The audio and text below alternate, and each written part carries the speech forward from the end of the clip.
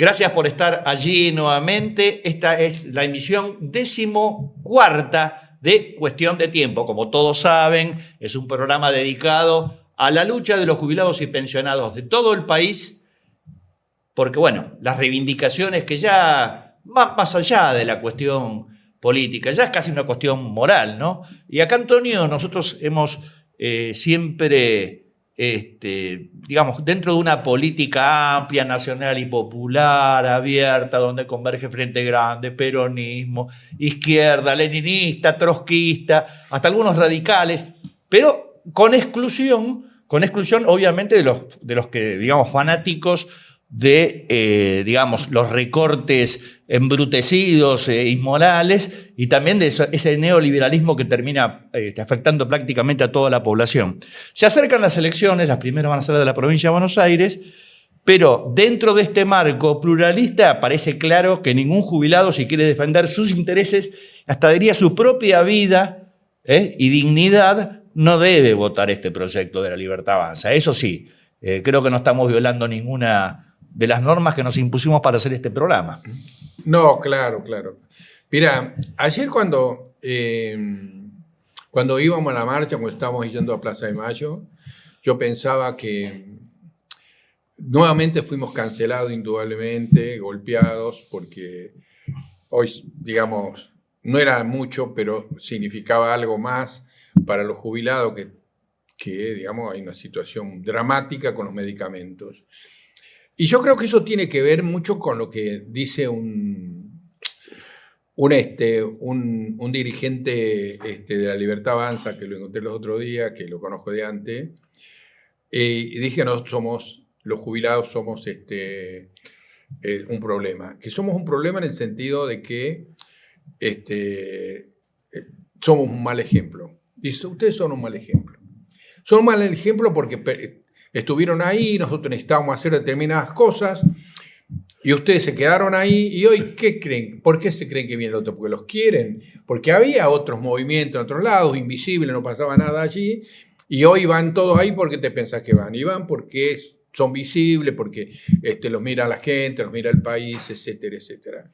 Y pensaba, tanto el odio, tanta la indiferencia a lo que les pasa, que, digamos, no nos queda otra a nosotros en este contexto que vamos a vivir ahora, de elecciones, de que uno tiene que elegir. Yo creo que una de las cosas que nosotros debemos hacer claramente es no votarlos, ir a votar y no votarlos a ellos. Votar al que otro, el que quiera, al que le desea, aunque le tenga rabia, pero ir a votar, pero no votar a esto. Yo creo que no tenemos otra. Porque esto se resuelve políticamente y por eso, tan cerca de las elecciones, vamos a ir invitando, además de referentes de la lucha de los jubilados, a políticos. En este caso, Carlos Raimundi, muchas gracias por estar aquí. Bueno, él es uno de los referentes máximos del Frente Grande. Es candidato ahora a diputado nacional por la provincia de Buenos Aires de Fuerza Patria. Ya 3 veces fue diputado nacional. Fue el representante argentino en una época ante los estados americanos, ¿no? La OEA. También es uno de los fundadores del sector progresista de los diputados del Mercosur, los diputados que, digamos, en este sistema legislativo regional del Mercosur. Carlos Raimundi, muchas gracias. No, al contrario. Bueno, esto se resuelve con política, ¿no? Porque los jubilados que van a las marchas participan de otro tipo de actividades. Esto se resuelve en política, se resuelve, a ver, en la práctica con votos. Pareciera que no hay otra manera, ¿no? Sí, desde luego que la base de un país democrático es la soberanía popular. Eso es cierto. Y la política tiene muchas dimensiones. La del voto es una que es fundamental. Entonces hay un montón de cosas que uno no está de acuerdo, cosas que detestamos más que no estar de acuerdo. Pero ¿qué pasa? Tenemos que reflexionar que este gobierno que tenemos fue votado. Entonces tenemos que dar vuelta a esa preferencia popular. Por lo tanto, el voto es sagrado, la voluntad popular es sagrada, el respeto a la voluntad popular. Ahora, eso no es toda la política. Porque cuando un gobierno llega democráticamente, pero en el transcurso de su mandato genera todo lo que está generando este gobierno, entonces hay mucha gente que comienza a darse cuenta, que reflexiona, que cambia su opinión, y entonces ahí hay otra herramienta importante que es la movilización. Es la presencia en las calles. Y el pueblo argentino tiene una historia en ese sentido, ¿no? El 17 de octubre del año 45 marca un antes y un después de lo que puede hacer un pueblo cuando sale a la calle. El cordobazo, en el año 69, cuando el gobierno de Onganía parecía todopoderoso, comienza a desgastarlo con la presencia en las calles. El 19 y 20 de diciembre de 2001. Entonces, todo lo que están acumulando los jubilados, más las personas con discapacidad, más la ciencia y la tecnología, las universidades, las cuestiones de género, el INTA, el INCA, todo el ajuste que se está haciendo está creando un clima que sirve para desgastar al gobierno, aunque después lo que hay que hacer es legitimar eso en el voto, ¿no? Antonio. No, yo, bueno, primero que nada, Carlos nos acompaña los miércoles, hace rato ya, habló también ahí en la plaza, y la verdad que muy pocos nos han acompañado, digamos, ¿no? Y él ha venido desde este espacio. Yo lo que le quiero preguntar a Carlos, porque lo sigo y sé que cómo piensa, es que, ¿qué piensa él de lo que yo siento, por lo menos, y mucha gente siente que es que estamos en una profunda, ¿cómo diría? En un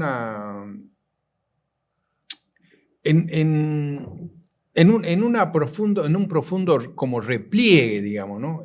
Nosotros.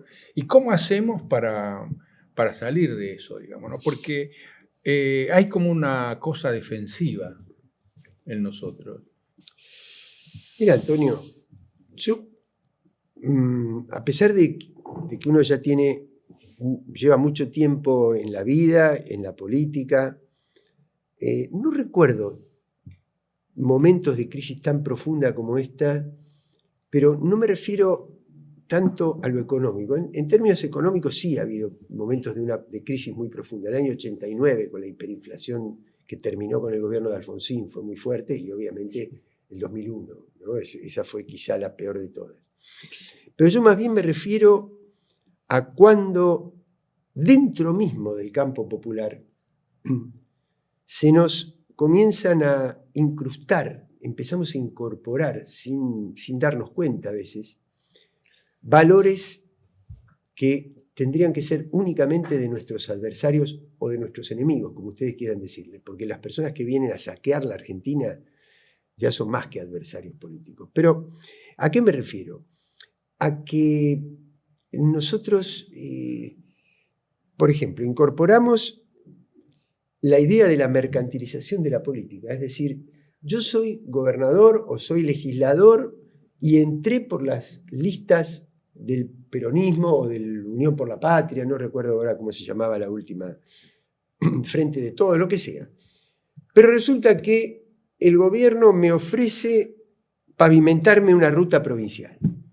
Entonces, ¿qué hago? Entrego el proyecto nacional, voto en favor de que rifen los recursos naturales, de que entreguen el país, del ajuste feroz que están sufriendo los jubilados, y no solamente los jubilados, los trabajadores, que paralicen la obra pública. Todo eso no me importa porque a mí me van a construir una ruta. Mentira. Ahora, está muy bien lo que decís, y sepan los jubilados que no se pudo quebrar el veto presidencial sobre el tema de los jubilados. Estamos hablando del bono y también del aumento, que era un 7 y pico %, porque hubo gobernadores que apretaban a sus legisladores porque a ver si hacemos una rutita más o menos, y además cuando se trata de promesas que en general no se cumplen, ¿no? Mira, primero no se cumplen, y segundo, suponete que te la cumplan, pero después, si vos tenés paralizada la obra pública, si vos tenés tarifas que una familia no puede pagar, tenés una inflación en alimentos que es mucho más alta que el índice que marca el INDEC. ¿Quién va a transitar por esa ruta que te construyeron? Pero además, esta idea del individualismo, esta idea de que si me conviene a mí, no me importa lo que le pasa al conjunto, porque me conviene a mí. Y eso no es solo patrimonio de la Libertad Avanza o de Cambiemos. Eso se ha incorporado también a nuestras filas. Y otra cosa que se incorporó a nuestras filas es la agresión. Es esto de, en lugar de sentarme a conversar con vos, a tratar de comprender cuáles son las razones que vos tenés para pensar como pensás, no, inmediatamente agredirte, menospreciar lo que vos decís, no escuchar, todo eso, no. Entonces lleva tiempo recomponer todo eso. Y la otra cosa que falta, que esto lo hemos hablado con Antonio en otros ámbitos que compartimos, la claridad de definir un proyecto alternativo. Porque nosotros creemos que la cuestión de los jubilados es un ensañamiento con los jubilados. No, en parte sí lo es, pero forma parte de algo mucho mayor, que es un país que tiene una riqueza inagotable como la Argentina, porque todo lo que se han llevado de la Argentina y sin embargo seguimos produciendo. ¿Por qué tenemos este problema? Porque hay un modelo de cómo se distribuye esa riqueza. Entonces ahí nosotros necesitamos, a donde está esa riqueza, ir a grabarla, ir a ponerle los impuestos que corresponde, ir a fijarle las reglas que corresponde para de ahí tener el dinero que después va a ir a los medicamentos, a las jubilaciones, a los salarios, a la inversión, etc. Perdón, sí. No, tomando esto que decís, a mí siempre me hizo mucho ruido y me sigue haciendo que cuando nosotros miramos hacia el lado derecho, digamos, ese itinerario, digamos, de cómo vamos a ir por ese lado, todo es más fluido, digamos. Cuando miramos para el otro lado, no digo la izquierda, pero miramos para el lado izquierdo, hay mucho más interrogantes que respuestas. ¿Por qué te pensás que pasa eso? Y lo que pasa es que nadar a favor de la corriente siempre es mucho más cómodo que nadar en contra de la corriente, ¿no? Entonces, el poder, o sea, los que necesitamos de la política somos nosotros. Porque el poder ya tiene el poder. El poder no necesita de un partido político, si lo tiene mejor. No necesita votos en el Parlamento, si los tiene mejor, pero si no los tiene otros mecanismos para presionar. Fundamentalmente la propaganda, la concentración de los medios. Pero además no te olvides que este país, a pesar de que hubo grandes movimientos populares, la educación oficial, la educación pública, esa que nosotros tanto defendemos, pero que se crea en el siglo XIX, los manuales de instrucción, las grandes ideas, los grandes lineamientos, los fijó la historia liberal. Y la historia liberal tenía como base a la oligarquía terrateniente, que miraba hacia afuera, no hacia adentro. Por eso José Hernández escribe el Martín Fierro y es una obra contestataria.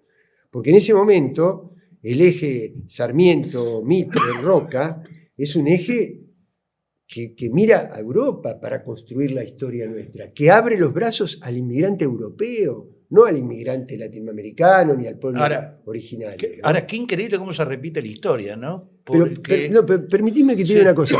Vos fíjate, ¿quién va a tener más capacidad para presionar a una democracia? Ya sea para que los diarios pongan los títulos. ¿Quién? ¿Un campesino o un agricultor familiar que es el que te da la lechuga y el tomate para que vos puedas comer y del cual depende nuestra seguridad alimentaria? ¿O un exportador de soja? ¿O una gran aceitera? Estos son los que van a tener más. Entonces, los que necesitamos de la política para contrarrestar eso, para construir un poder que nos permita balancear eso para que ellos no puedan hacer lo que quieran, somos nosotros. Y eso lleva mucho más sacrificio, mucho más esfuerzo que estar del otro lado. Porque en el otro lado vas con la corriente. Claro. Ahora, ¿cómo se repite la historia, no? Porque el ministro de Economía de Videla, cuando se inicia la dictadura militar, era un hombre de la sociedad rural argentina, ¿no? y abajo la industria, ¿no? Estaba esa propaganda nefasta de la silla, che, las sillas nacionales se rompen, vamos a importar.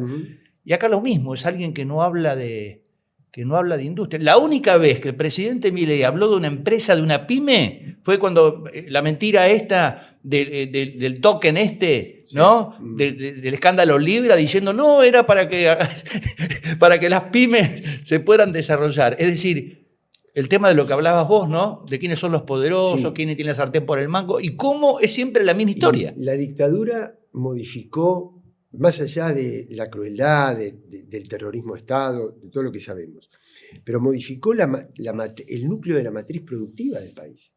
Porque en aquel momento, mediados de los años 70, que es cuando la relación entre capital y salario estaba más a favor del salario, fue durante el primer peronismo, mediados de los 70 y después con Cristina, ¿no? Había una burguesía nacional, había un empresariado nacional. Gelbar era el ministro de Economía, pero era el representante de empresas nacionales que peleaban, tensaban por la puja distributiva, por la distribución del salario con los trabajadores que estaban organizados, pero generaban ingreso nacional. Claro. Y además, esas empresas, cuando tenía un hijo, las heredaba el hijo, y el hijo necesitaba que la Argentina se desarrollara para que la empresa de él... Lo que hace Martínez de Oz es destruir, es hacer estallar, detonar esa estructura productiva nacional y vincularla con los grupos financieros externos. Entonces, el desarrollo de esos grupos estaba mucho más relacionado con la cotización en las bolsas de Wall Street, porque Martínez de Oz era de la sociedad rural, como vos decís, además de una familia de prosapia oligárquica en Argentina, pero también era del Chase Manhattan Bank en aquel momento y era asesor del Fondo Monetario. Quiere decir que él combina las dos cosas, el poder económico de la oligarquía con la dependencia y el endeudamiento financiero con el exterior. Y se quiebra la matriz de la burguesía nacional. Eso fue lo que costó 30.000 desaparecidos en la Argentina. Tengo una pregunta. Otra cosa que me pasa a mí es que siento que lo de Alberto Fernández, digamos, como el chivo expiatorio, que todo es el responsable, culpable, pues, pongámoslo que sea. En el fondo lo que se plantea es no discutir de política. Nosotros tenemos una realidad ahora que hay millones y millones de personas que no van a votar, que no votan a nadie, que están ahí, se produce un vacío. ¿Cómo esas personas, a las cuales no las estamos convocando, no las podemos convocar, no nos encontramos la vuelta, podrían ir a votar si no les decimos qué vamos a hacer? Y sí, mira, es complicado. No sé si vamos a lograr recuperar todo eso de aquí al 7 de septiembre o de aquí al 26 de octubre, porque depende de muchos factores. Es una pregunta muy central la tuya, entonces es difícil sintetizarla en una entrevista así con tiempo limitado. Pero nosotros, con el gobierno anterior, no hicimos bien las cosas, entonces generamos mucha sensación de defraudación en la gente, de sentirse... Porque, más allá de los detalles, pero Alberto Fernández, cuando hizo campaña en el año 2019, tiene una frase que dice, entre los bancos y los jubilados, a mí siempre me van a encontrar con los jubilados. Pero resulta que después vos analizás los 4 años de gobierno y ves cómo evolucionó el balance de las entidades financieras y se fue para arriba en dólares y con libertad para fugar ese dinero al exterior por la mala administración del Banco Central de Alberto Fernández, y ves cómo evolucionó el poder adquisitivo de los jubilados. Y entonces la gente se sintió defraudada. Te pongo un ejemplo, puedo ponerte más. Entonces, ¿qué pasa? Hay que sumar pandemia en el medio, pero no pandemia como decía Alberto, no pude hacer cosas por la pandemia. No. En la pandemia hubo una buena política sanitaria, pero no hubo una valoración de cómo repercutió socialmente sobre la gente. Cómo las familias pobres vivieron eso con una angustia tremenda, cómo los jóvenes vivieron eso. Y esa angustia la capitalizó también Milei, mucho mejor que nosotros. Entonces, él llega y ¿Y por qué? Porque la gente estaba cansada de nosotros y todavía no se reconcilió con nosotros. Yo creo por dos razones. Una, porque no le decimos con claridad qué es lo que vamos a hacer, aunque yo creo que tenemos esa claridad. Es decir, los dólares que generan las mineras, las empresas energéticas, los exportadores, son de la Argentina, no son de ellos, son de la Argentina. Hay que hacer una profunda reforma tributaria y una profunda reforma financiera para que de ahí puedan surgir los recursos. Pero también porque a veces vamos con arrogancia a hablar con la gente, ¿no? Vamos como yo soy militante político. Entonces voy y le explico, en lugar de escuchar. Y voy y le impongo con esta actitud, con la pechera puesta, en lugar de abrir los brazos, en lugar de conversar, en lugar de argumentar. Así que hay muchos factores. Y voy a terminar con una cosa que creo que quiero decir. Ahora ha saltado todo este problema de corrupción de Milei, ¿no? Y de Karina y todo eso. Y a mí, yo no quiero centrar mi planteo electoral o preelectoral o político y mi mensaje en, al final ellos son corruptos también. Porque si no, vos terminás hablando, cayendo en una doble trampa. Primero, la gente no va a decir, ellos son corruptos y vos no. No, a ellos ya le hicieron creer que nosotros éramos corruptos. Entonces va a decir, son corruptos ustedes y al final ellos son igual o peor que ustedes. Eso te lleva a dos cosas, dos trampas. Primero, no discutís el plan económico. Discutís la honestidad. Y segundo, si la conclusión es, este es corrupto y este también, yo me aparto y no voy a votar. Claro, y me hago apolítico y Claro. ahí sí. Y ahí sí, entonces, los factores de poder real, pero se quedan con todo. Cuando el campo popular no hace hay política para que me puteen, van a decir. lo hacen los que tienen las herramientas y el poder. Lo hace Manieto, que cuando nosotros cometíamos este error, lo ponía en un título así, estos tipos se roban el país, pero él no lo dice, y te hace creer que la macroeconomía funciona bien. ¿Por qué? Porque él se beneficia con este plan económico. Es decir, el poder hace política por el pueblo. Bueno, no nos equivocábamos, ¿no? En el sentido de que, bueno, coincidís que esto se resuelve, todo este problema de los jubilados y otros tantos problemas con política.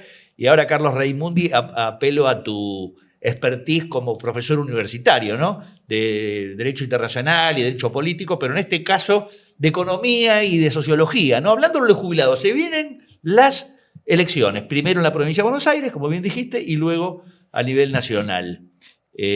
Bueno, un mensaje a los jubilados, es decir, hacías hincapié en el aspecto importante que tiene la hora de votar en una democracia. Hay otros factores, obviamente, pero un mensaje a los jubilados. Y yo creo que hay que mirar un poquito, no dejarnos llevar por la propaganda, por el discurso oficial, sino mirar la realidad, ¿no? Porque esta gente maneja también esos resortes simbólicos que nosotros hace 10 años no cabe duda que estábamos mejor que ahora. Todos los sectores estaban mejor. No digo el paraíso, estábamos mucho mejor. Pero resulta que estábamos mejor, pero la gente cree que aquello estaba mal. Ahora la gente está muy mal en la realidad, pero cree que era necesario para que las cosas estén mejor. Un contrasentido, una cosa ridícula. Bueno, es muy difícil, ¿eh? ¿no? Parece, claro, pero tienen la fuerza. Parece humor negro. Pero es así. Tienen las herramientas como. Entonces, miremos la realidad. Entonces, yo te digo, la provincia de Buenos Aires, desfinanciada como está, con todos los recortes que tiene, y vos ves que hacen un camino, un distribuidor, que gestionan en una escuela, que te van a arreglar una ruta, que están presentes. Y lo otro es que nosotros, aún con nuestros errores, aún con todo lo que tenemos que reformarnos a nosotros mismos, cuando vemos una persona que sufre, la tratamos de ayudar. Lo que nosotros no podemos perder nunca es la esencia del humanismo, del sentido de la humanidad para hacer política. Y estos tipos, cuando ven una persona que sufre, creen que hay que tirarla porque es un imbécil que no se supo sobreponer a los desafíos del mercado. Esa es una diferencia ética ya, no es solamente política. Y eso es lo que tiene que marcar si van a votar esto o si vamos a tratar de salir de esta trampa, y nosotros hacerle saber a la gente que si volvemos y cuando volvamos, no vamos a cometer los mismos errores que cometimos cuando estuvimos. Carlos Raimundi, dirigente del Frente Grande, candidato a diputado nacional por la provincia de Buenos Aires. De manera testimonial, es un acompañamiento a la lista de candidatos, no es que yo voy a ser candidato a Fuerza Patria por la provincia de Buenos Aires. Seguís viviendo en La Plata, ¿no? Sí, vivo en Citibel en este momento, pero nací en La Plata. Bueno, Citibel es el San Isidro. Sí, es el San Isidro. Linda de La Plata, pero mi corazón sigue estando en el barrio del Mondongo, donde nací, que me hizo hincha de Gimnasia del tablón de la tribuna y de ir a la cancha. Así como iba con mi viejo, ir con mi hijo. Gracias. Gracias a ustedes. Ustedes no se vayan, hay 2 invitados más.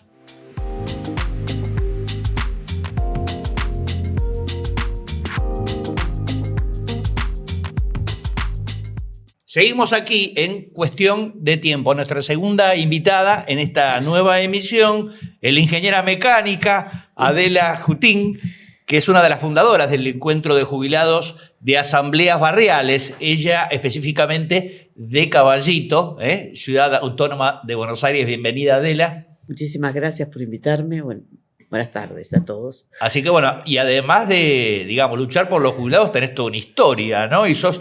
Bueno, el feminismo siempre existió, ¿no? Hace muchísimos años, no es de ahora, pero fuiste la primera que logró, siendo ingeniera, que el título dijera ingeniera mecánica, no ingeniero mecánico, ¿no? Soy tan vieja, mirá, que cuando yo me recibí, el título era título de ingeniero mecánico. ¿Y tuviste que pelearla y para que te pusieran? La peleé. Fuiste una de las primeras, ¿no? Sí, yo soy ingeniera, no ingeniero, claro. Así que me costó un tiempo porque tuvieron que ver cómo hacían.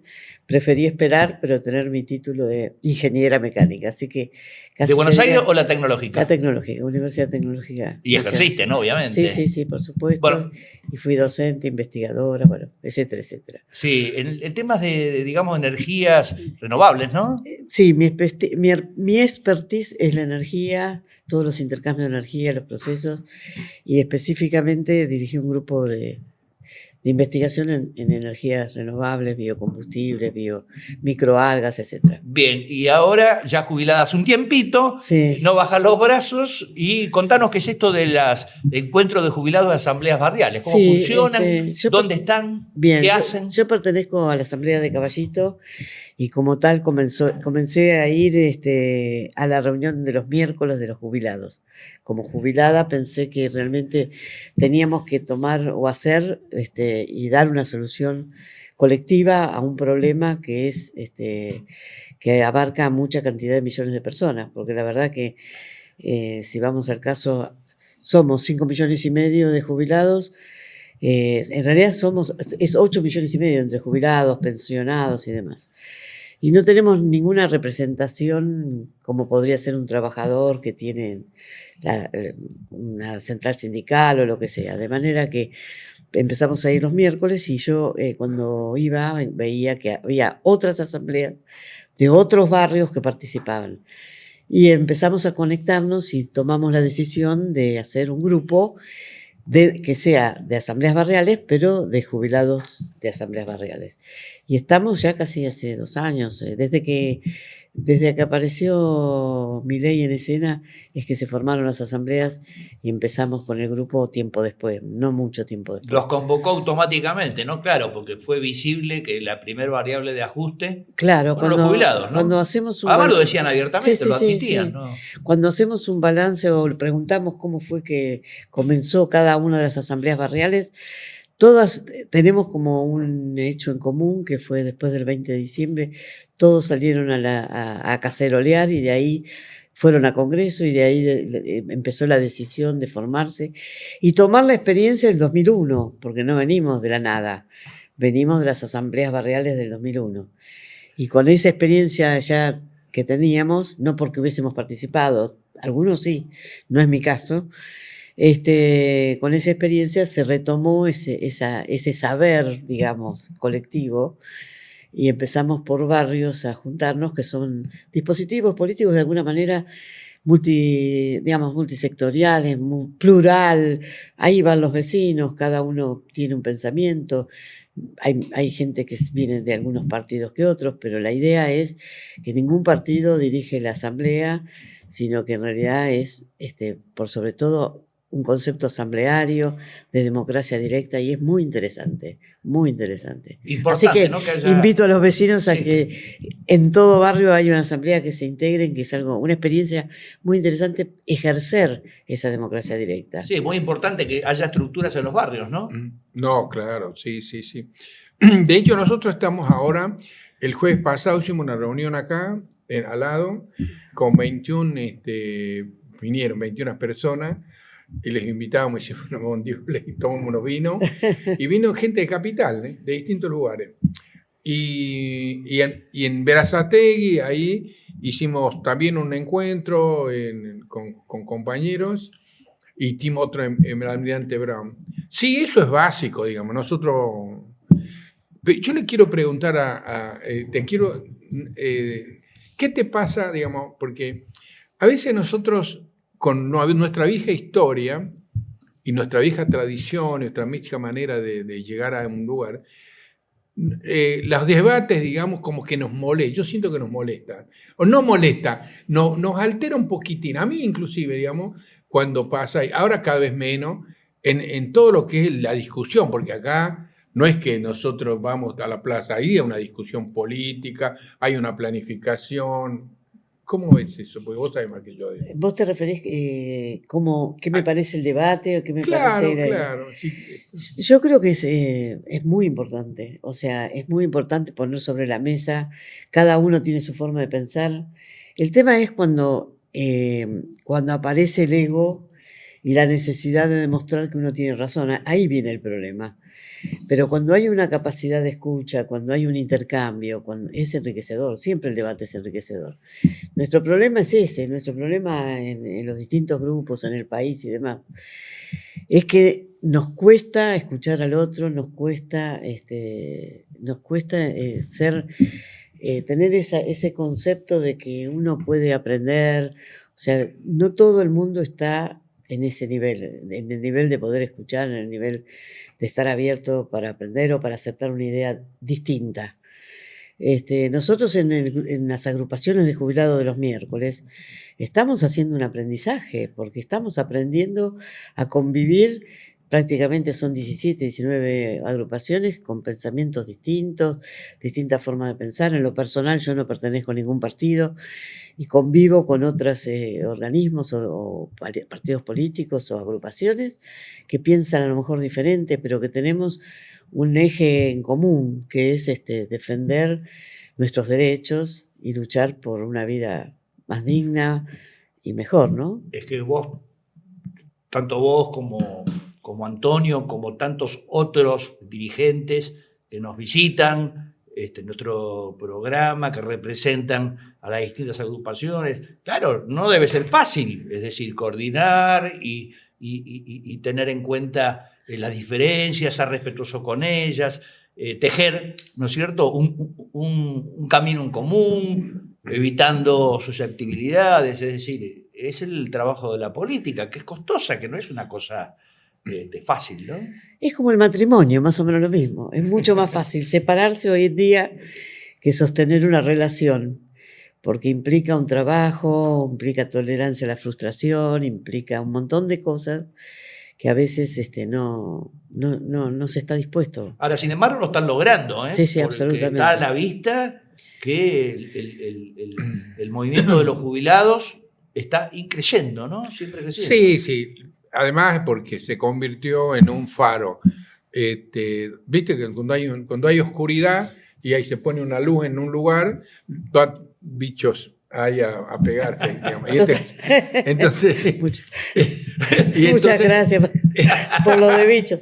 Entonces nos vamos y nos pegamos ahí, estamos ahí. Es tucumano. Y viene todo ese es el típico humor tucumano. Entonces vienen a cosas. Pero vos sabés que cada vez hay más bichos, es increíble. Sí, pero sí, increíble. Sí. Y vienen de todo tipo. Sí.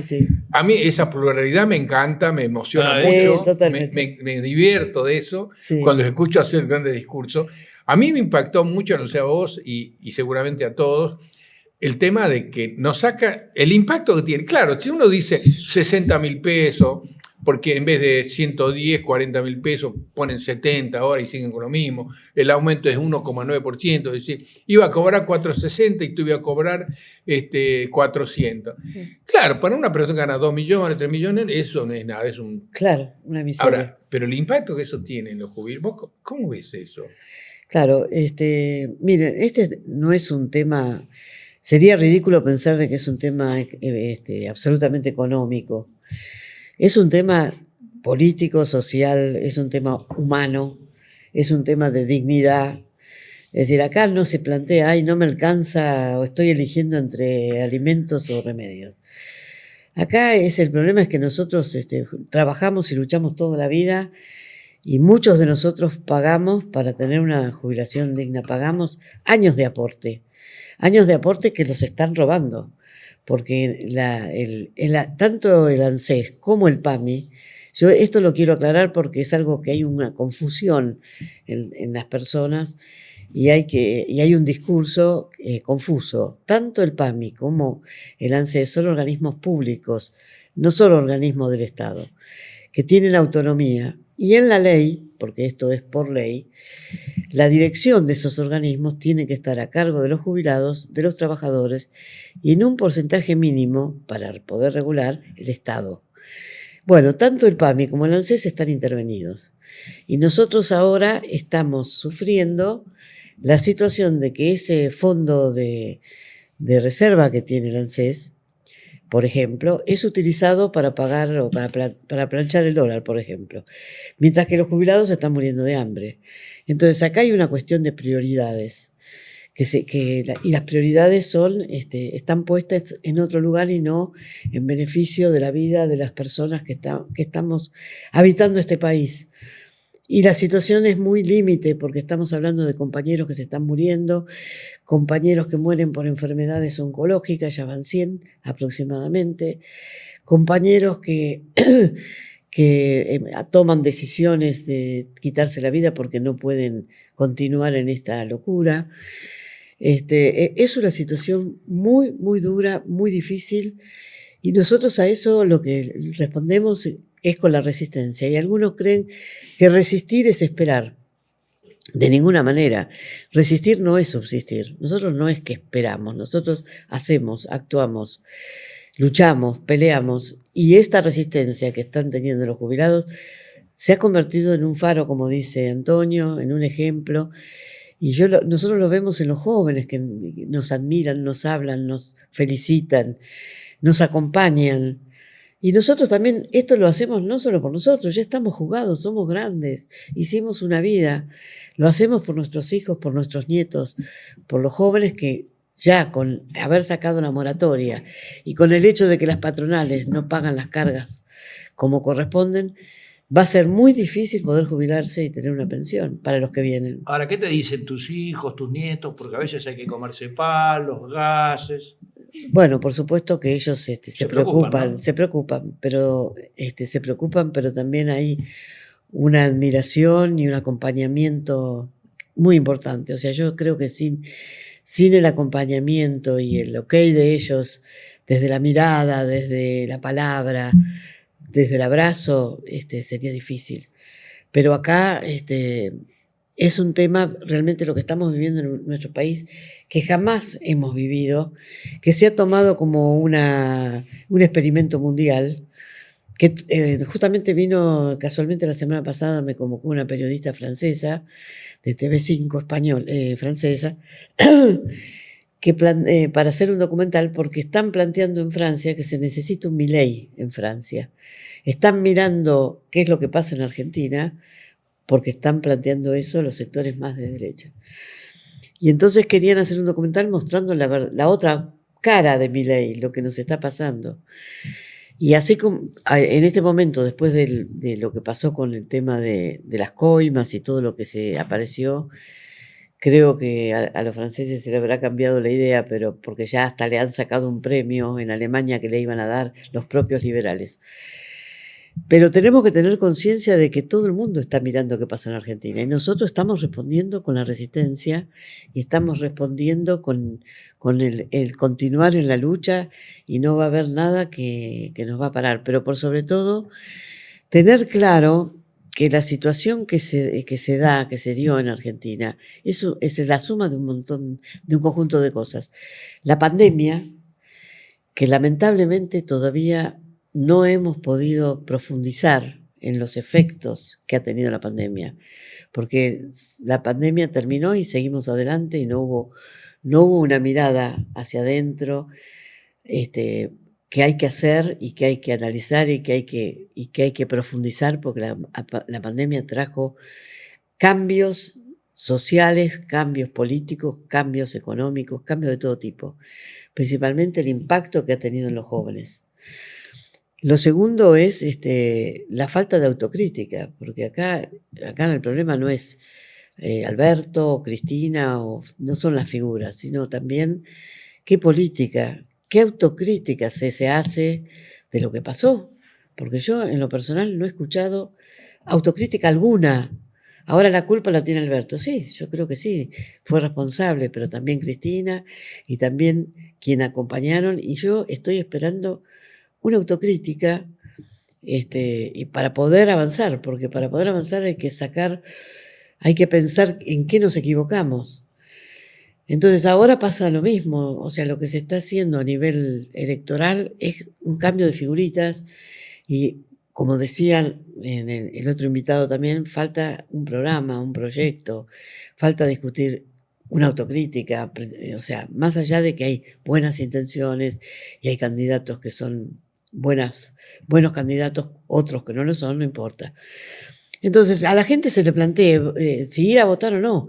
El 50% no fue a votar. Eso nos está diciendo algo. Hay que analizar qué pasa. ¿Por qué no va a votar? No va a votar porque ya no tiene confianza.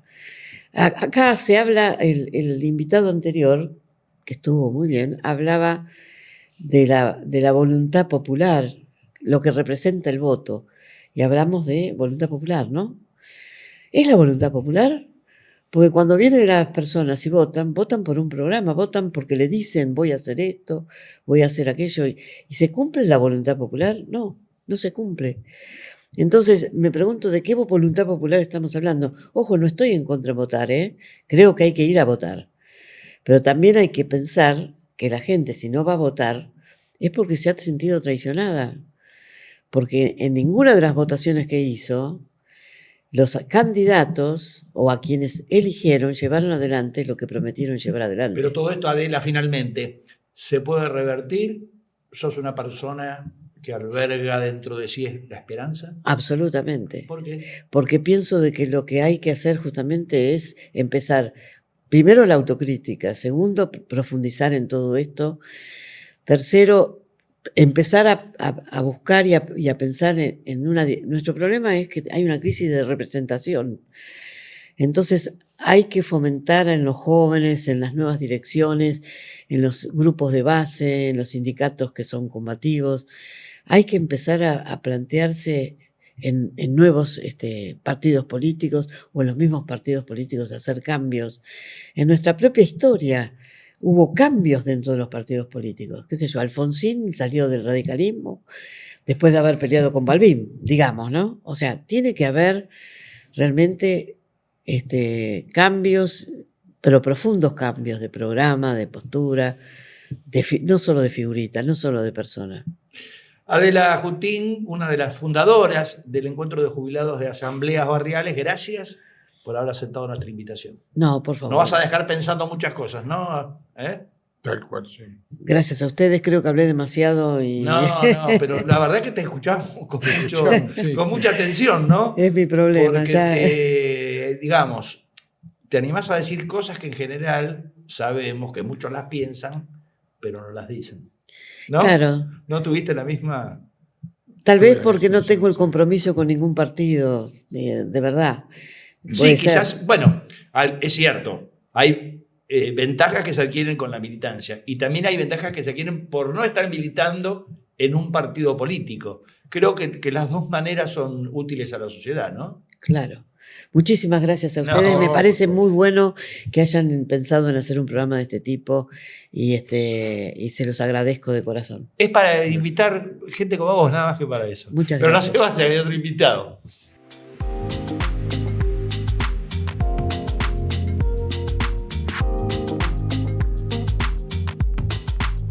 Seguimos en Cuestión de Tiempo. Nuestro tercer invitado para esta jornada, la 14ª emisión de Cuestión de Tiempo, es Hugo Reiner, es abogado laboralista y es asesor previsional de jubilados en AT Capital, integrante de la agrupación Verde Blanca. Bienvenido, Hugo. Bueno, sí, muchas gracias. No debe ser fácil Realmente. ser, ¿eh? No, hoy no. Ahora, asesor previsional. Sí. de Hoy, jubilados. sí, es bastante...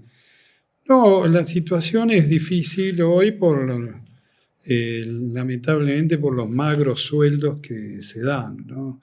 A pesar de los 30 años de aportes, así todo, hoy están recibiendo el 50% del salario actual, ¿no? O sea, aquel que se jubila con 30 años está recibiendo un 50%. O sea, prácticamente la mitad del sueldo que hoy cobraría uno en actividad. Y no hay manera judicial No, presentando cosas de no, poder porque- resolverlo a esto, ¿no? Porque dice, doctor, Claro. haga algo, haga algo. No, a partir de la reparación histórica esa que hizo el macrismo, muchos juicios, algunos se agarraron y estaban convencidos de que lo que le daban era bueno, y hoy no, a partir de esa reparación que hicieron, no pueden hacer juicios. O sea, por diferencias salariales. Así que hay muchos hoy que no pueden reclamar. Y los que hicieron juicio y los que dijeron no. Y hoy está todo prácticamente parado, hay muchos juzgados que tienen fallos a favor, apela el Estado, van a Cámara y eso duerme, pasa el tiempo, pasan los Ahora, años. aparte de cajonear, ¿no? Sí. De cajonearse eso. ¿Está la situación de que hubo fallo y directamente el gobierno no lo cumple? ¿Pasa? No, también, sí. ¿Está pasando eso? Sí. Hay que tratar de hacer una ejecución, embargar, pedir embargo, pero así todo, hoy la situación es de no pagar, aparentemente, directamente, porque tienen la orden de no pagar, ¿no? O sea que esto se retrasa y van pasando los años, así que lamentablemente hoy la situación es bastante grave, a pesar de que algunos hayan ganado el juicio, ¿no? Pero claro. Ahora, coincidirás entonces con los otros dos invitados de este programa sí. que esto únicamente tiene una solución política. Sí, no, por supuesto. No hay otra, ¿no? Yo justamente estaba escuchando y a veces nos reunimos con abogados, con compañeros, y decimos, qué daño que está haciendo este gobierno, es terrible a esta edad nosotros a esta edad, tener que soportar este daño, el daño social que está haciendo, que es sumamente grave. Nosotros tenemos ahí en el sindicato, tenemos contención, tratamos de dar bolsas de alimentos, hacemos comida los viernes, o sea, tratamos de reparar ciertas cosas para aquellos compañeros que hoy la están pasando muy mal, ¿no? Claro. Así que realmente no solo estoy como abogado, sino también como militante, asesoro. Y bueno, esta es la lucha que uno siempre ha llevado a cabo. Así que en eso estamos hoy. Y realmente hoy la situación es gravísima. La precariedad laboral que hay, la desocupación, trabajo no registrado, el monotributo que hoy cada vez suma más, prácticamente son más de 1,5 millones que están de monotributo, y eso desfinancia el ANSES. O sea, yo creo que va a llegar un momento que van a decir, miren que no hay plata, no se va a poder pagar los sueldos, esperemos que eso no sea posible. Pero la situación es cada vez más grave. El desfinanciamiento es cada vez más, ¿no? Eso de el fondo de sustentabilidad cada vez menor, así que... Pero una pregunta. A mí también, digamos, una cosa que me inquieta mucho es esa. Ahora, vamos derecho a la privatización de las jubilaciones, es un interrogante que yo tengo. El otro interrogante que yo tengo, ¿cuáles son nuestras propuestas? Porque claramente hay una naturaleza en la sociedad que la gente vive más. Y hay una naturaleza en la tecnología que se necesita menos trabajadores porque hay una sustitución. Hay una tercera cosa que es la productividad del trabajo que genera eso, digamos, que eso en Europa lo resolvieron más o menos bien. Y que acá en nuestros países periféricos ese problema no lo miran. Lo buscan por el lado de las privatizaciones o lo buscan por el lado de la baja de haberes, pero no tienen en cuenta... Y nosotros, los mortales de la política de acá, planteamos la redistribución de la riqueza. En Europa lo resolvieron de otra manera, incluso en Estados Unidos o en otros países, que es distribuir la riqueza donde se genera la riqueza, que es pagarle salarios más elevados a los trabajadores. ¿Vos cómo ves eso? Bueno, sí, en Europa se ha hecho la reducción horaria también, no trabajan los sábados y domingos, bueno. Pero estamos viviendo, Europa tiene otro planteo. Nosotros somos un país emergente y para más lo están destruyendo. Este gobierno vino, creo que el anterior invitado habló de la matriz que se rompió cuando fue la dictadura, trató de destruir la burguesía nacional. O sea, no hay el tema de la industrialización quedó paralizado, cada vez hay menos fábricas. Si bien somos uno de los países donde se fabrican automóviles y tecnología de punta, creo que somos en Latinoamérica, somos 2 o 3 países, Brasil y México, y Argentina, que hay fabricación tecnológica, pero cada vez pareciera que lo quisieran destruir, pareciera no, lo están destruyendo. Y eso hace a que se reduzca el trabajo, cada vez hay menos trabajo, menos industria. Este gobierno ya prácticamente hay 120.000 pymes que han bajado la persiana. Bueno, yo creo que estamos viviendo un relato de terror que es real, ¿no? Y que cada vez esto está siendo cada vez más grave. Y como había dicho, siempre decíamos al principio, cuando nos reuníamos con las organizaciones de jubilados, que decía que esto era un genocidio silencioso. Y es real, esto se está convirtiendo en un genocidio silencioso para ciertas personas, para muchos jubilados que hoy no pueden llegar a fin de mes ni a mitad de mes siquiera. También tenemos un montón de situaciones, el tema de la inflación, no miden una inflación real, hay aumentos de los supermercados, aumentos de precios, o sea, no se puede parar eso. Claro. No se puede Pero parar. hay por otro lado también un proceso de desesperanza de la gente que se está notando últimamente con mayor dinámica, ¿no? Sí, ahí es verdad, una cierta desesperanza y es lamentable que suceda eso, pero bueno, yo creo que es producido por la propia situación cultural que se está viviendo de parte del gobierno. Yo creo que esto es producido para producir desesperanza en el pueblo, que no hay solución, que este es el único camino. Pero bueno, yo creo que... Tampoco puede durar mucho eso. Claro, yo creo que hay reacciones populares. Ayer vivimos una. Yo no creo que hacía ha sido armado, yo creo que ha sido una reacción popular en la provincia, en los sectores que ha ido el presidente, ha sido abucheado, y eso es una reacción popular. Me parece que las cosas Claro, no. están cambiando, ¿no? Obvio, uno no va a avalar que se tire Claro. piedras contra nadie, No. pero otra cosa es estar con carteles, Sí, manifestar, aparte de ser gritar, expresarse, Claro.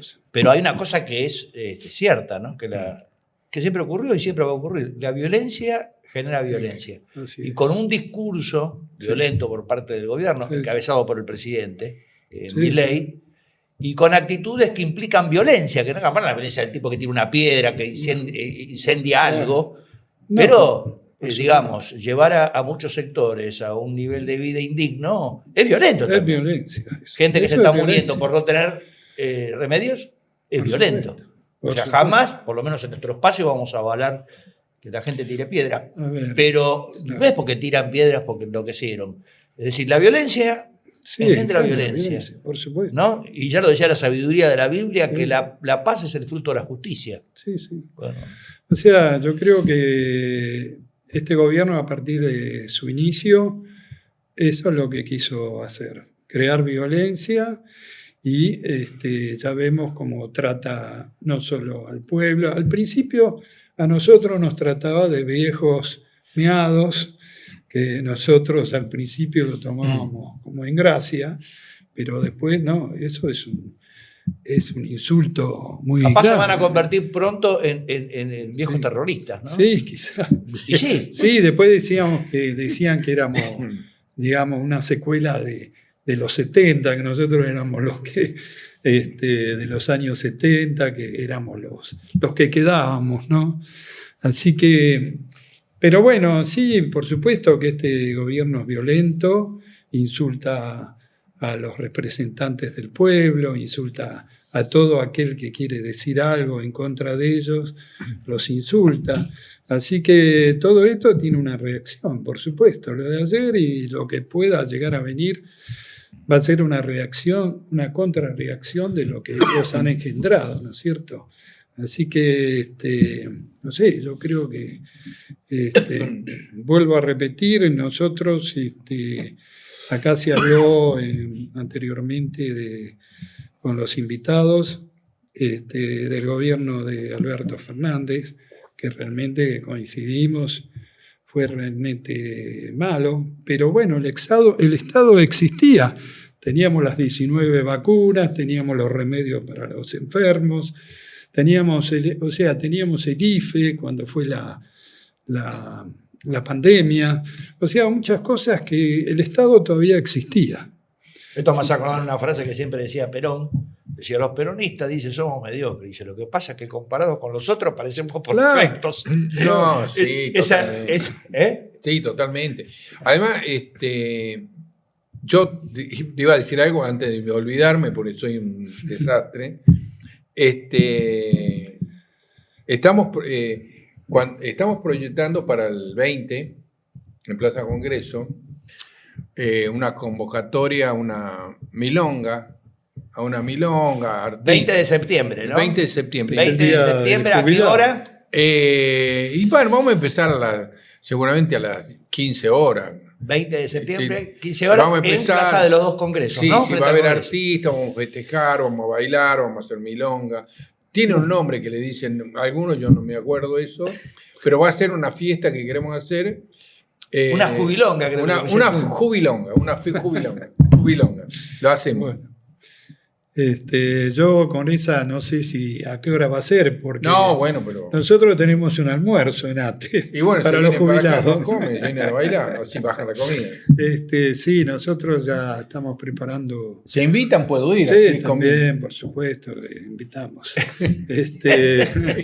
Sí, me Está invitaron. abierto, sí, Está ¿no? bien, ¿viste? Ha Porque, sido- no, está bien, porque los jubilados tratan, ¿no? Sí. No, por ¿Eh? supuesto. No, sí, aparte, no olvidemos, ATE tiene más de 1000 jubilados, 1000 afiliados jubilados. afiliados tiene? Sí, sí. Y yo soy afiliado a ATE, yo soy de ATE. Así que...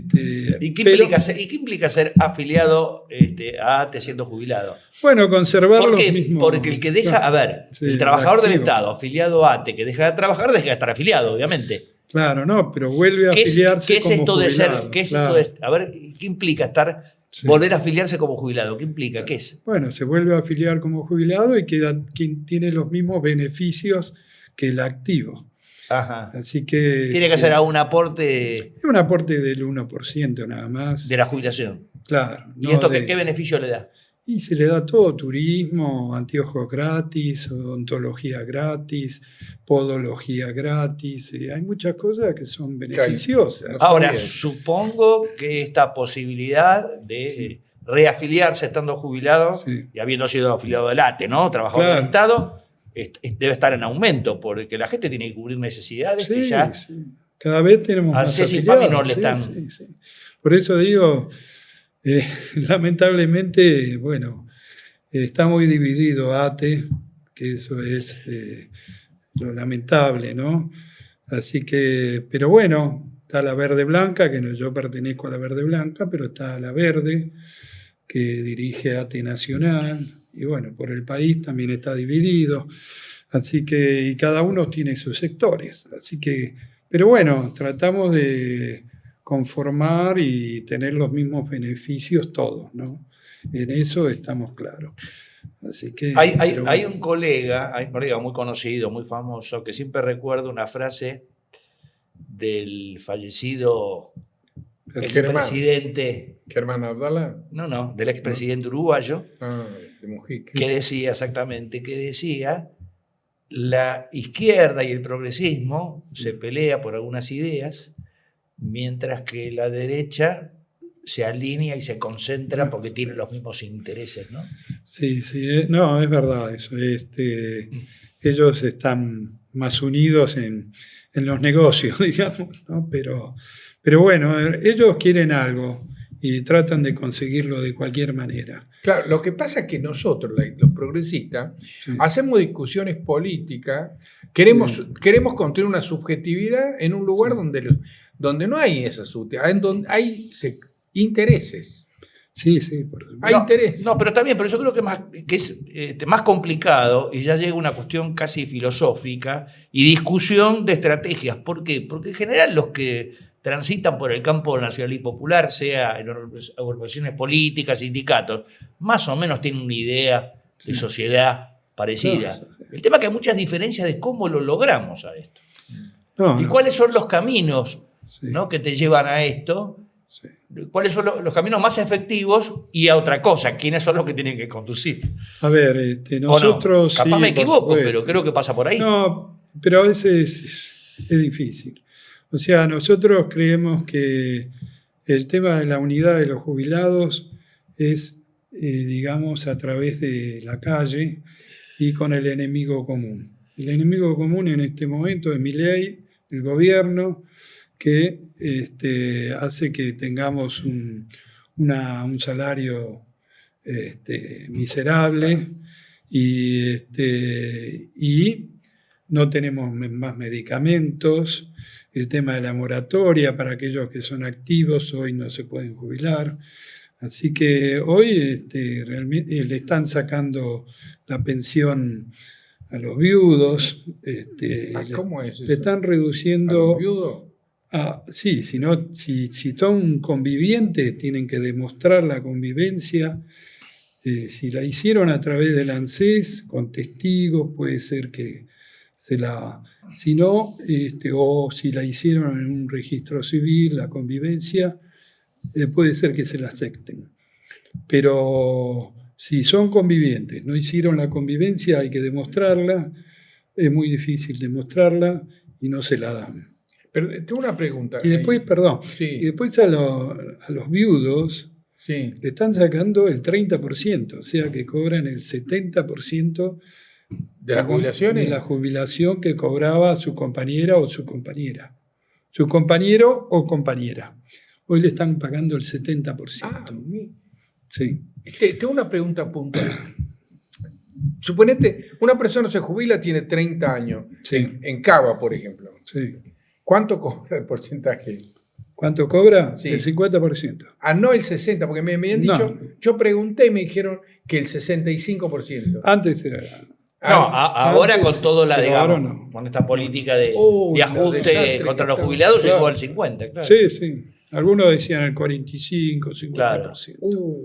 Bueno, Es decir, Bueno, pero aquellos que en la tienen- práctica, para un claro. salario que tendría que ser hoy de 1 millón de pesos, 500.000 pesos. Sí, sí, Así sí, de claro. Así nomás. Y, por ejemplo, aquellos que tienen 40 años, bueno, ahí pueden ya cobrar un 60, 65%. Pero, y ellos acá quieren sacar el tema de los docentes cobran. las El jubilaciones 82, especiales, sí, esos sí. Temex.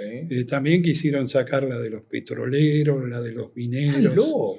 Sí, Eso sí, no el se tema joda. austral también, el tema de Son- zona son- austral, la quisieron sacar. Bueno, por Son ahora unos- no se la sacaron, pero la quisieron sacar. O sea, ellos están preparando el camino hacia, no sé si una privatización. FJP, pero hacer una privatización a través de los bancos, a través de Ahora igual financieras. a esta altura de la Suaré, Sí, creo que va a ser muy difícil Sí, que va a la ser Cámara de muy Diputados y difícil. senadores logren volver a FJP, que fue una cosa No, escandalosa. no. Creo que llegaban a Sí. cobrar algunas 24 o 25% se les cobraba sí. por la gestión. Es decir, también. Sí, Juan, pero Una vos locura. ponele que una saque- locura. Si, No, si yo y- te digo a vos, che, que dame saque tu plata 10. que yo sé dónde colocártela. Te puedo cobrar Sí. 25% de interés. Bueno, eso le hacían a cada jubilado Sí, con una masa terrible de plata. Sí. Pero eso únicamente acá en Argentina ocurrió. Sí, Ni pero siquiera en Chile. escúchame, Ni te siquiera en sacan- Chile, que el sistema te sacan el muy 10, el complicado. 15% más de voto este gobierno y evita que haya 2/3 y gobierna decreto, todo esto que estamos hablando lo va a meter hasta el cuadril, lo va a hacer. No, las AFJP, nosotros tenemos el 11%. Ellos del 11% le sacaban el 3%. Ujú. O sea que prácticamente algunos aportaban el 7, el 8% mensual, porque eran 3 o el 4% que le descontaban todos los meses. O sea que Sí. cuando llegaba la jubilación... No, eso mientras se trabajaba. Mientras se trabajaba. Pero sí. después te cobraban por la gestión Bueno, había muchos de las problemas. inversiones. Como Claro. diciendo, 30% sacaban. Sí. Es una- Había- ¿eh? Sí, por supuesto, y no solo eso, sino aquellos matrimonios que enviudaban o qué sé yo, los convivientes tenían que ir a juicio. Ahora, Tenían digamos, que ir a terminar juicio, con la hacer una FJP demanda. quizás fue el golpe más duro Sí, que sí. le Por dio eso lo un persiguieron. gobierno nacional, popular, a la patria financiera. ¿no? Obvio. No, por supuesto, por eso lo persiguieron a Amado. Amado Gurú. Bueno, y lo curioso Sí. que era, Amado era Sí. quien dirigía el ANSES, Sí, el sí. jefe de gabinete era Massa. Sí. es decir, dos allegados al peronismo que venían de Unión del Centro Democrático, o sea, de la Sí, derecha sí. liberal, fueron en un gobierno peronista los que le dieron el golpe más duro a la patria financiera. Claro, sí, sí. A ver, por algo es que la historia Sí. argentina y la política No. argentina llama tanto la atención en No, otras sí. latitudes, ¿no? Sí, sí. Porque fue así o no, o me Pero miento? sí, ¿Está sí, bien lo que no. dije o no? Pues, ¿Fue o no fue? Prácticamente eran muchos bancos que estaban con el tema de las AFJP y bueno, eso se quedaron sin eso. Así que para más todo el personal y los aportes se pasaron al Estado, o sea, los dejó sin dinero. Así que fue una gran estrategia que hizo en ese momento Amado Udú y bueno, después tuvo su persecución. No quiero ser ¿no? autorreferencial, pero me felicito por haber dicho que pasar una FJP. No, señor, yo quedo en el sistema de repartición del Estado, ¿no? Y bueno, uno tenía que firmarlo eso, Claro. porque si no, directamente Se pasaba. lo invocaban en una FJP y no Claro, cualquier sí, FJP. sí. En la AFJP, que en la empresa que uno trabajaba, o la dependencia estatal que Sí, uno sí. trabajaba, había tenido más acuerdos con estas, ¿cómo se llama? Empresas financieras, digamos. No, Porque había, eso es lo que era. en aquel momento estaba la posibilidad, había 90 días, creo, de que uno tenía que decidir si podía pasar al Estado O quedarse, claro. O quedarse al o cargo, o- ir a una FJP. Sí. Sí. Y la empresa no les decía nada, por supuesto. Bueno, había Pasaban los 90 había días. componendas Claro, entre claro. gestores de la Sí, CNJP por supuesto. y los jefes de personal, Claro. ¿no es cierto? Y los jefes de personal, ¿por qué? Porque la ley decía que después de transcurrido un tiempo, todos los empleados de esa empresa iban a parar automáticamente a la FJP, que hasta el momento había logrado más suscriptores en esa empresa.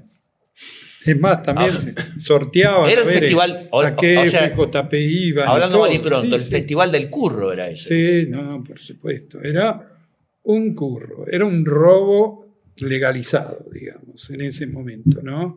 Así que yo creo que hoy, en estos momentos, tiraron varias cosas, el tema de tratar de hacer indemnización como tiene WOCRA, y empezar a hacer el tema de que cada uno se ahorre su indemnización. O sea, tiraron un montón de cosas que no van a tener resultado positivo. Eso es lo que me parece a mí hoy con el Congreso que tenemos, ¿no? Espero así. Claro. Llegamos a perder, ¿sabes cómo la manda? Antonio, tu última pregunta. No. Y la próxima, En la próxima sí, elección que va a venir. Que va a venir, claro. No, yo estoy, viste, la verdad que él sabe mucho de esto y la verdad que me gustó, digamos, ¿no? Que es un peleador, ¿no, Hugo? Sí, ¿Eh? totalmente. Es un peleador, ¿no? No, siempre estuvimos. Yo estuve en la CTA de Hugo Yasky, de la CTA de los trabajadores como abogado también, en el equipo de abogados. O sea, siempre estuve en los sindicatos, en la parte sindical, en los convenios de trabajo. Así que siempre me mantuve una línea. Como dice, porque mi hija también tiene un abogado, tiene el novio que es abogado laboralista. Y el novio le preguntó, ¿tu papá tiene plata? Dice, no tiene plata.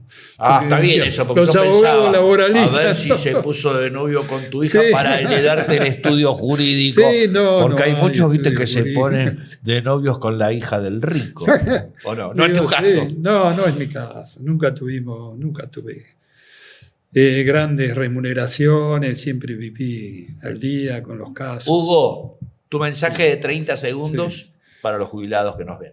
No, los jubilados, no perder las esperanzas de lucha, seguir estando en la calle. Yo creo que vamos a ganar de un tiempo a esta parte. Esta lucha ha sido importante, como se ha dicho acá, los miércoles es un frente de lucha importante, que es más, ha sido ejemplo de muchas organizaciones, no solo de jubilados, sino de trabajadores que participan los miércoles, porque realmente el miércoles se ha convertido en un día de lucha y esperemos que siga creciendo y que esto se convierta en un grito de lucha importante, un reclamo importante para que el pueblo, no sé si este gobierno escuchará, pero el próximo lo va a tener que escuchar, ¿no? Quiero aclarar una cosita. Nosotros hace 3, 4 años que venimos luchando, porque también tenemos que pensar que en el gobierno de Alberto también teníamos el 20, 30% menos de... Claro. Si bien teníamos los medicamentos gratis y el tema de la moratoria y bueno, algunas cosas que beneficiaban al jubilado, teníamos un 20, un 30% menos. Cuando vino Milei, vino la devaluación. Claro. O sea que nosotros tenemos un 1000% Claro, menos. y eso ya de por sí afectó el poder adquisitivo, el poder Por de supuesto, compra. Entonces, evidentemente, por supuesto, y es como aparte- si te hubiesen dado un 15 o 20% de rebaja más allá de ella. Mucho Claro. más. Nosotros seguimos pidiendo, digamos, 1.200.000, que digamos Claro. es la canasta familiar, pero hoy... Que es para una vida digna, no Claro, para lujos. O sea, los trabajadores Sí. activos tampoco lo ganan eso. Exacto. O sea, es realmente muy grave Exacto. lo que está pasando, es un daño inmensurable. Así que, pero bueno. Gracias, Hugo Reiner, No, abogado gracias a laboralista y asesor previsional de jubilados en AT Capital. Gracias. Bueno, muchas gracias a ustedes. Antonio, le doy la mano. Un placer como siempre y nos vemos la próxima Nos vemos la semana. próxima. Gracias a ustedes también, por supuesto. Nos vemos. Esto fue Cuestión de Tiempo.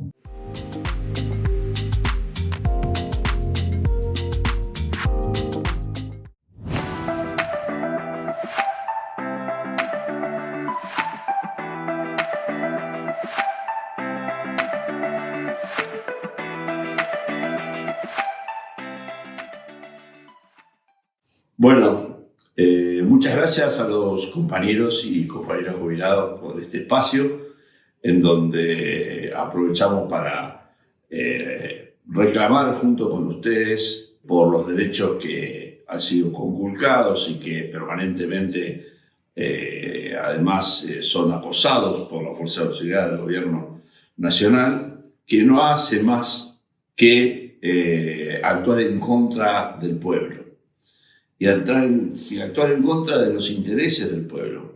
Así como cercena los salarios, los medicamentos, las jubilaciones, bueno, también ha abandonado la obra pública. Desde el Puerto de La Plata, que me toca presidir, nosotros nos vemos particularmente afectados por esa situación.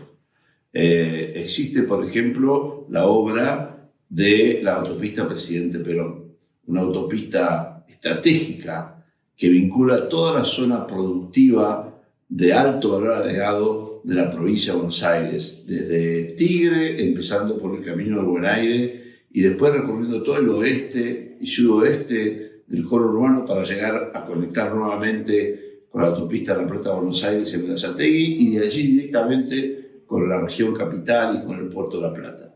Esta obra, 80% terminada en la gestión anterior, desde 2023 está parada, está frenada, con una inversión que seguramente es mínima respecto de cualquier otra mirada, sobre todo de lo que se está gastando en sostener artificialmente el dólar, por ejemplo. Lo mismo está ocurriendo con la bajada de la autopista La Plata-Buenos Aires, que también estaba 90% terminada en 2023. Y solamente había que completar el tramo de bajada para conectar con el Camino de Rivadavia y de ese modo conectar directamente también con el puerto de La Plata y favorecer el flujo de camiones, que en este momento está empezando a ser crítico. La terminal de contenedores de Tec Plata, a partir de que nosotros hicimos unas importantes obras en el puerto, logró establecer una conexión directa internacional con una naviera internacional y están empezando a circular más camiones. Y empezamos a tener la dificultad de que los accesos no vienen acompañando el esfuerzo que venimos haciendo desde la provincia de Buenos Aires y desde el puerto. El gobierno nacional debe realizar esas obras o debe conceder a la provincia de Buenos Aires las obras junto con los recursos inmensos que debe a la provincia de Buenos Aires y que no solo están afectando a las obras pendientes, sino también a la salud, la educación, la seguridad. Todo está colgado de que la injusticia, de que la provincia de Buenos Aires es la provincia que más aporta y la que menos recibe del Tesoro Nacional. Y de qué hablar lo estratégico que sería la construcción del Canal Magdalena, que directamente con lo que el gobierno nacional gasta en una semana para contener artificialmente el dólar, en una semana alcanzaría para hacer con ese dinero toda la obra del Canal Magdalena. Realmente es una lucha que acompañamos, la de los jubilados, la de los pensionados, la de los discapacitados. Es una lucha a la que nos sumamos y es una lucha que se convierte en la lucha de todos por todas las circunstancias que este gobierno nacional debería encarar y tiene abandonadas.